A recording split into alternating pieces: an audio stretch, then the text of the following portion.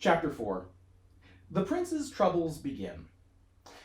After hours of persistent pursuit and persecution, the little prince was at last deserted by the rabble and left to himself.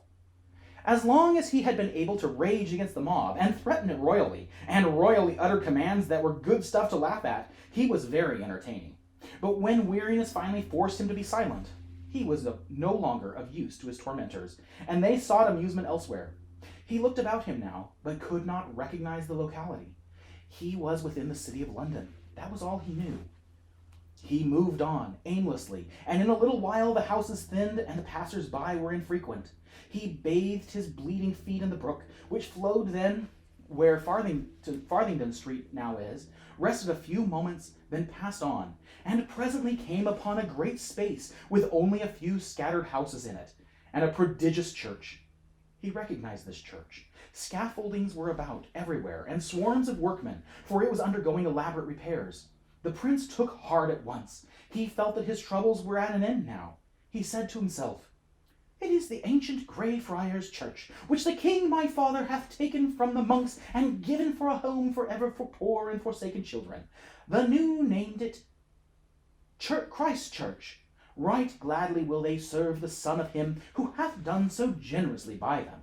And the more that Son is himself as poor and as forlorn as any that be sheltered here this day, or ever shall be." He was soon in the midst of a crowd of boys who were running, jumping, playing at ball and leapfrog, and otherwise disporting themselves, and right noisily too. They were all dressed alike, and in the fashion which in that day prevailed among serving men and prentices. That is to say, each had on the crown of his head a flat black cap about the size of a saucer, which was not useful as a covering, it being of such scanty dimensions. Neither was it ornamental, for from beneath it the hair fell unparted to the middle of the forehead, and was cropped straight round. A clerical band at the neck, a blue gown that fitted close and hung as low as the knees or lower, full sleeves, a broad red belt, bright yellow stockings gartered above the knees, low shoes with large metal buckles. It was a sufficiently ugly costume. The boys stopped their play, and flocked about the prince, who said with native dignity, "Good lads, say to your master that Edward, Prince of Wales, desireth speech with him." A great shout went up at this, and one rude fellow said, "Marry, art thou his grace's messenger, beggar?" The prince's face flushed with anger, and his ready hand flew to his hip. But there was nothing there.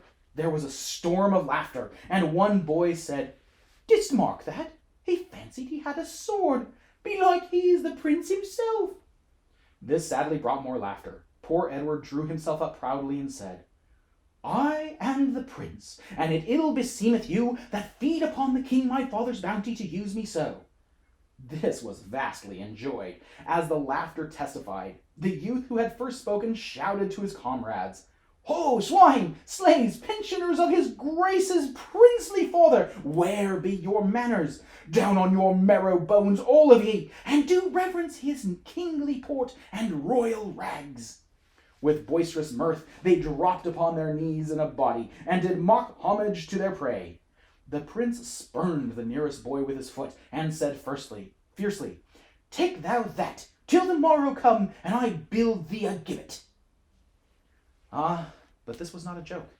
This was going beyond fun. The laughter ceased on the instant, and fury took its place. A dozen shouted, "Hail him forth! To the horse pond! To the horse pond! Where be the dogs? Ho there, lion, ho, fangs!" Then followed such a thing as England had never seen before.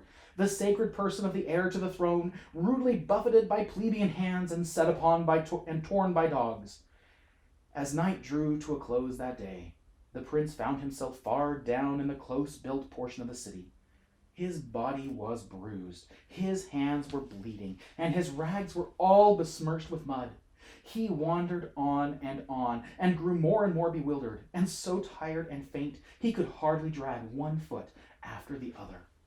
He had ceased to ask questions of anyone, since they brought him only insult instead of information. He kept muttering to himself, "Awful Court, that is the name. If I can but find it before my strength is wholly spent and I drop, then I am saved, for his people will take me to the palace and prove that I am none of theirs, but the true prince, and I shall have mine own again."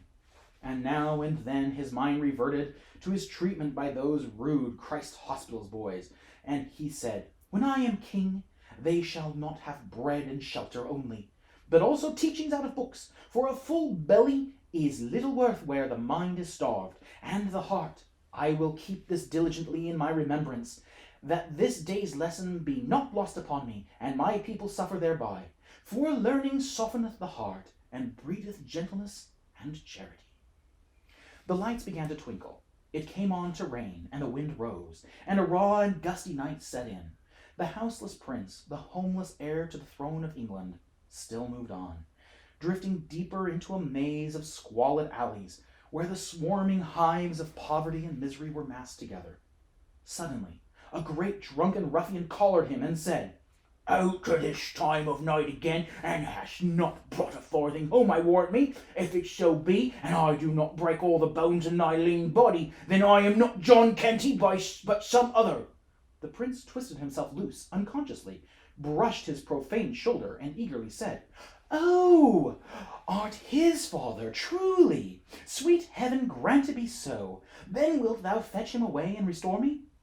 "His father? I know not what thou meanest, but I know I am thy father, and thou shalt soon have cause to—" "Oh, jest not, palter not, delay not. I am worn, I am wounded, I can bear no more. Take me to the king my father, and he will make thee rich beyond thy wildest dreams. Believe me, man, believe me, I speak no lie, but only the truth. Put forth thy hand and save me. I am indeed the Prince of Wales."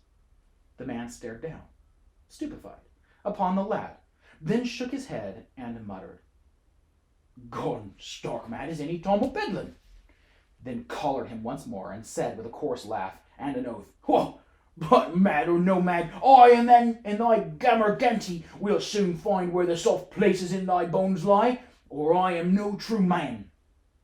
With this he dragged the frantic and struggling prince away, and disappeared up a front court, followed by a delighted and noisy swarm of human vermin.